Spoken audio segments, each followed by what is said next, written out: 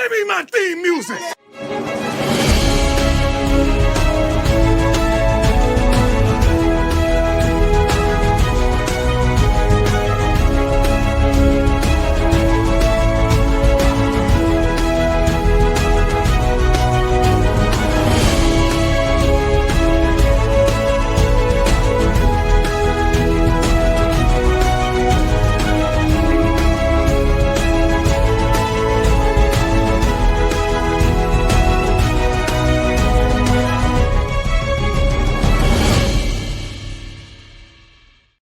What's up, Buffs Nation, and welcome into Buffs News Weekly. I'm your host, Russ, and today we will be taking a look at and reviewing the Buffaloes versus Iowa State game from this past Saturday, taking a look at what my thoughts were about the game, taking a look at the Pro Football Focus grades for the players both on offense and defense so you guys can get an idea of what that looked like. Of course, the PFF grades are not the end-all, be-all when it comes to recognizing players. Of course, tape is going to beat that every single time, but PFF is a great tool for us to just take a quick look at, see if there's anything that stands out as far as maybe players we didn't really understand or realize how great they play, or perhaps a player played a little bit worse than we might have thought. So we'll be taking a look at that today. Before I get going, if you like this video, of course, like it, subscribe to the channel. It helps us with what we're doing here over at Buffs News Weekly. Okay, to get it started, I'm going to get it right out there, out of the gate. My apologies to Kaidon Salter. Of course, I have been pretty consistently negative and just going after what he's done the last few weeks. I will give him props when props are due, and I will say that while the start of the game was a little bit rough for Kaidon Salter, and it was not looking great once again, he had one of the best halves that he has put together, and I will honestly just say it right now, the best half that he has had as a Colorado Buffalo in the second half, leading the team to victory. And so we have to give Kaidon Salter props, and not only are we going to give Kaidon Salter props, but Pro Football Focus also gave Kaidon Salter props. 90.6 overall grade, a 92.6 in the passing game, 59.9 in the run, 60 in run blocking. Not sure when he blocked, but probably in one of those other plays. But still, 90.6 ended up being graded as the second best quarterback of the entire weekend. And that is an absolutely outstanding weekend from him. Want to give massive props to not only Kaidon Salter, but we've got to give props where props are due when it comes to, because again, the other most criticized piece of this team is the coaching. And of course, I'm actually going to talk about Coach Prime and what Coach Prime was able to do in the second half as far as what he was saying on the sidelines, what he was coaching up his players. There were several well-off clips. If you guys go watch the footage from this past weekend, just showing where Coach Prime has come as a coach and the things that he was saying, the things he was directing the players to do, all of that stuff is massive when it comes to his development as a coach. And the biggest thing of all was the way that he spoke to Kaidon Salter on the sidelines towards the end of that game, really hyping him up, really telling him that this is his team and his chance to lead, giving him the keys, and not only giving him the keys, but giving him the opportunity to win the game with his arm. Of course, we're talking about the play to Joseph Williams at the very end of the football game where Kaidon Salter was able to, on 3rd and long, and with a chance to run out the clock and win the game for the Buffs, not give the ball back to Iowa State with a chance to tie the game. Instead, he hits a long pass, absolute dot to Joseph Williams to get us the first down and allow the Buffs to run the clock out and win the game. Not only that, but of course, the touchdown throw to Joseph Williams was absolutely fantastic. Perfect throw, perfect placement. So we have to give, first and foremost, Kaidon Salter his roses, but as well, Coach Prime and the coaching staff, who I thought did a tremendous job as well. Overall, that's what happens when you win games. When you win games, things go well across the board. Now, of course, Kaidon Salter and Coach Prime aren't the only ones, because there's one other thing that I want to give massive props about for this game, and that was the defense. I get it. Our defense is not the greatest. It is what I like to call a bend but do not break defense. And when you look at the point totals that they have allowed this season, the defense has actually improved when it comes to that. However, the yardage is something to really pay attention to. And what I absolutely loved from Colorado this weekend was what the defense was able to do when it came to stopping Iowa State throughout the first half, giving us constant chances to take the lead and continue taking the lead with multiple 3-and-outs, with multiple stops. But my biggest point of emphasis that I want to look at is, of course, the defense in the second half when it mattered the most. Colorado had a small lead. They were giving the ball back to Iowa State, and Iowa State drove down the field. Yes, you don't want to see that, but they drove down the field to get in the red zone. And what does Colorado's defense do? They make a stand in the red zone, and it ends with a Tafik Bayard interception to seal the drive, get the offense back the ball with a chance to increase the lead, which they did. They were able to get at least 3 points out of that drive, giving the Buffs a 7-point lead so that even if ISU got the ball back and had a chance at the very end of the game, the most they could do was tie the game unless they went for a 2-point conversion, which is all you can ask for from your defense to say, hey, we can pin our ears back a bit. We can settle back a little bit defensively and know that the team on the other side is going to have to throw the ball to try and tie the game versus just get far enough down the field for a field goal. No, they had to get a touchdown, which is absolutely amazing. Let's take a look real quick at the defensive side of the ball because I want to point out something. We're going to compare the defense to the offense here.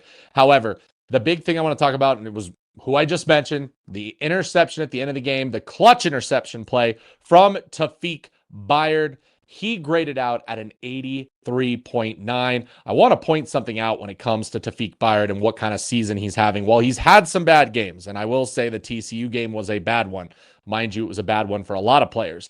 But overall, his grades are kind of all over the place, but in average, he's at a 69.7 right now. If you look at his career total, he's hovering right around what he was in his career, 73 last year, 69.7. By the end of the season, he very well could fall into that 70, 71 range. And jumping from a USF team to a Colorado team in the Power Four, that's all you can ask for from a guy like Tafik Bayard, who, by the way, has another year of eligibility under his belt, so he will be coming back next season.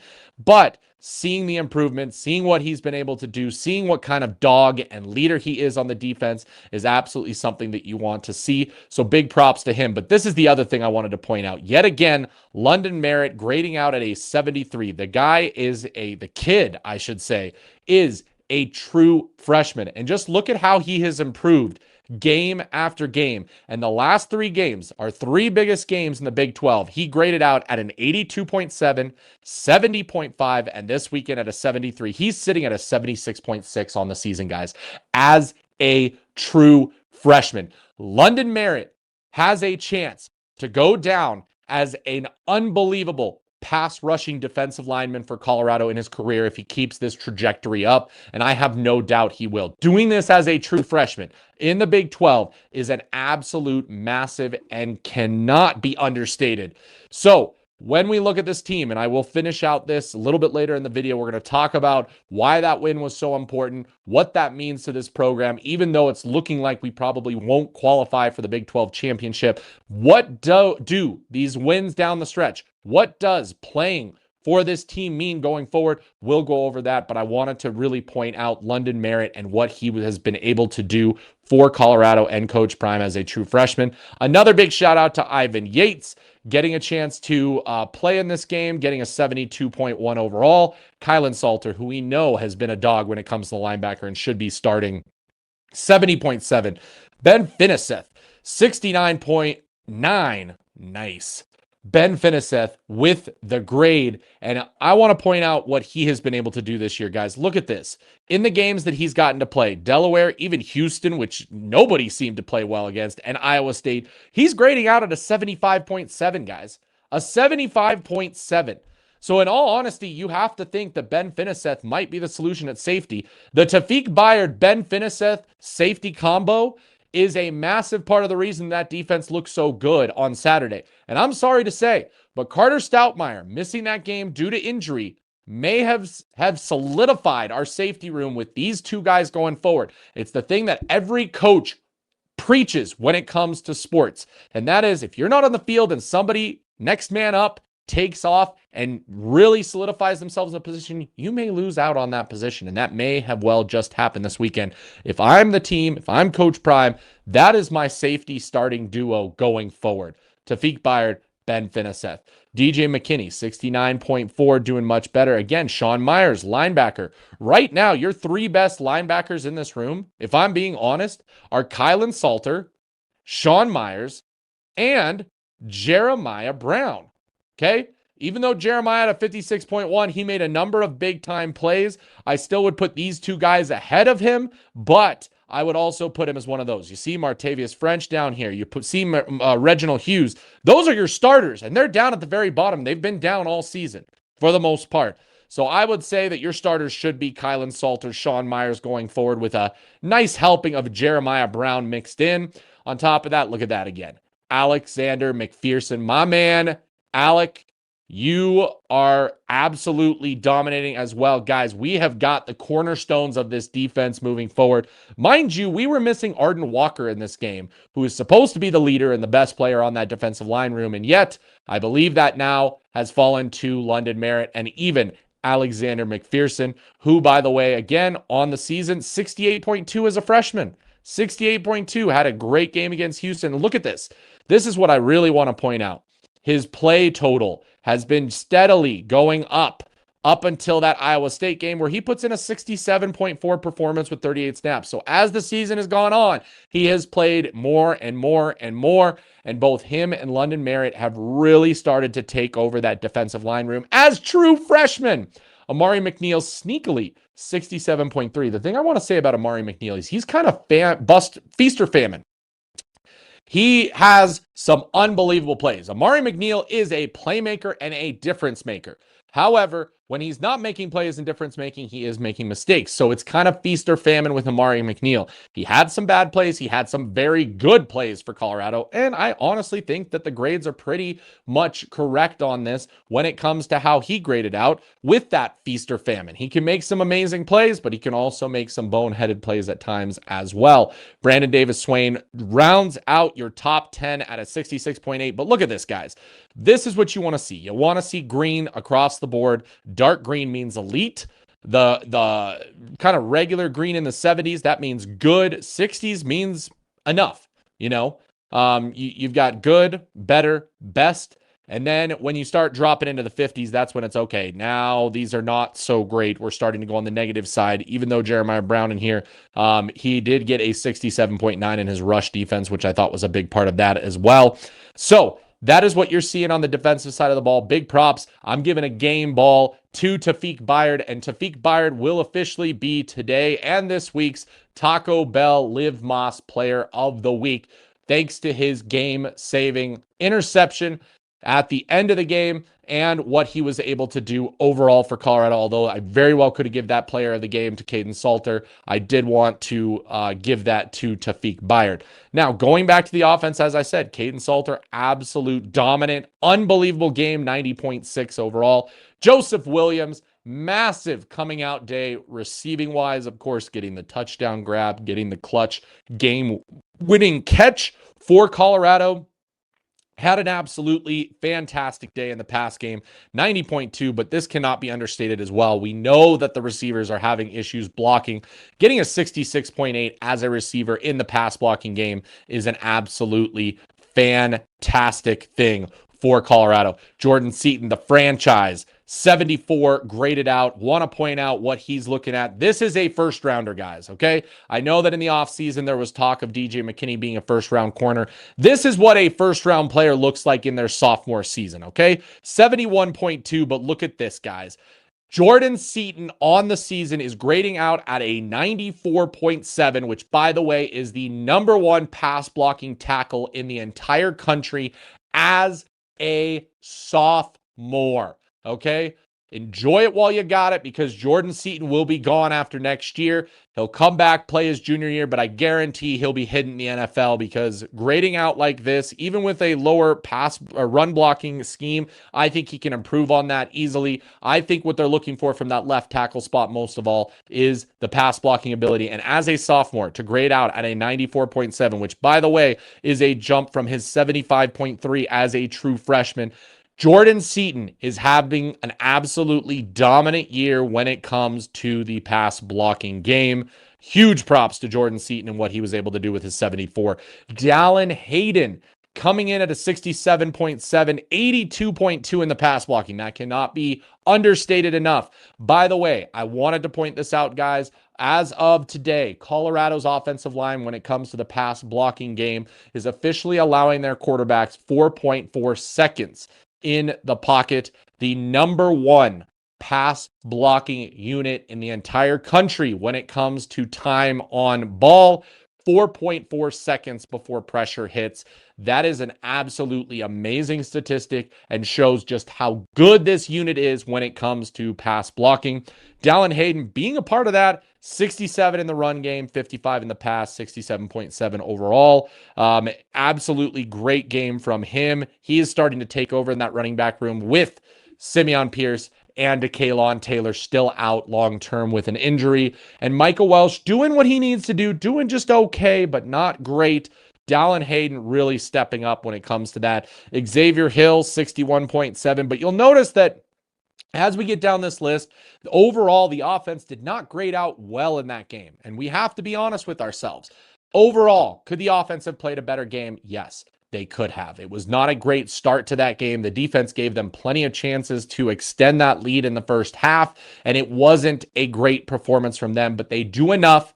They come up in clutch, and of course, Kaidon Salter, both running the ball and throwing the ball, did what he had to do. Which brings me to my biggest point of today's video and what I really wanted to talk about. We talked about it all offseason. We talked about it all season so far. What is the identity of this football team?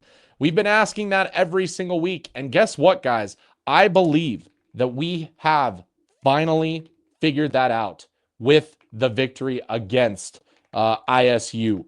And that is, I truly believe the identity of this team, and this is going to be shocking and crazy, and I don't think past Russ would believe that this was happening, but Colorado is a rushing team. That's right. We are a run team, a run-first team led by the legs of our quarterback, led by the legs of the running back room, but overall, we are a running team. We are officially now, after this weekend, set at 53% of our plays are running plays. This past weekend, we ran the ball more than we passed the ball. That is what we want to see. Right now, we are gaining 4.3 yards per rush as a team, which ranks us 61st in the country. So middle of the pack, but better.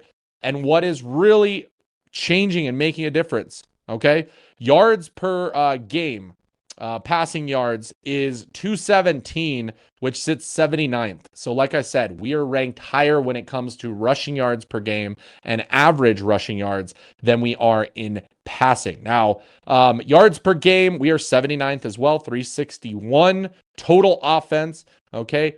Rush yards per game, we are at 143, which puts us at 74th, again, higher than our passing yards per game, but we're right in that 70 range overall as a team. So that is something that is very, very important to understand. I wanted to point that out, guys. That is the biggest reason we won that game, was both the defense doing what they needed to do, the running backs, Kaidon Salter on the ground doing what he needed to do in that game. And then this is the key. When that is your identity, all you need from your quarterback is making the clutch throws when needed. And he did that on Saturday, making the throw to Joseph Williams for the touchdown. Of course, finding a broken play, Omarion Miller for a large 78-yard touchdown. And then at the end of the game, 3rd and long, when I was listening to the game on the radio at first before I watched it when I got home. Listening to the radio during that play, you have Coach Gary Barnett on the radio call, of course, ex-Buffalo coach. He is saying you have to run the ball. You have to just eat clock up, give Iowa State the ball back, but they're not going to have timeouts. They're not going to have very much time left to drive the whole length of the field. That is what you want. And he was shocked Shocked to see the team put the ball in Kaidon Salter's hands, and yet Coach Prime believed in him enough to do that, and that's exactly what he did, and he succeeded and won the game for Colorado. So absolutely massive thing for Kaidon Salter and the Buffs. Now, as I stated earlier in the show, I wanted to talk about the future of the Buffs and what this means going into the bye week, and how important it was to get that victory. Of course, Colorado now sits at a record 3-4, 3 games away from bowl eligibility.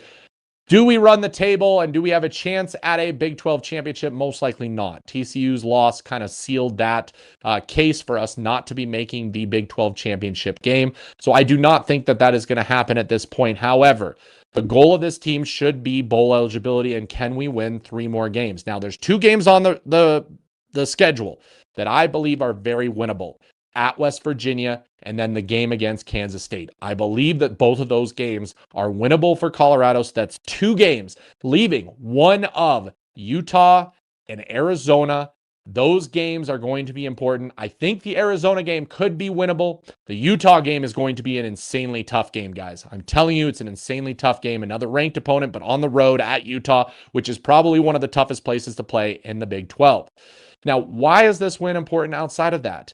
It's important because of the future of the Buffs. This weekend, Colorado had a ton of recruits on campus, and that is a massive thing to point out, because them getting to experience game day, getting to experience what happens when you win, getting to see the Buffs upset Iowa State, which, yes, it was an upset, both in what was projected as far as the score, but of course, Iowa State being a ranked team and Coach Prime finally getting another win against a ranked opponent shows that Colorado is building towards something. And what we just looked at when it came to the grades and the freshman players and the sophomore players that I pointed out in the grades, guys who will be back on this team next year and back on the team for multiple years when it comes to London Merritt, Alex McPherson, JoJo Williams.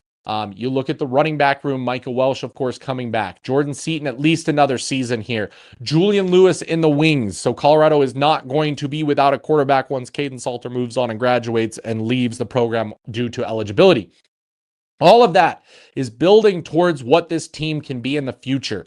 And if they continue with the high school recruiting that they have done, yes, the high school recruiting that everybody criticizes from Coach Prime.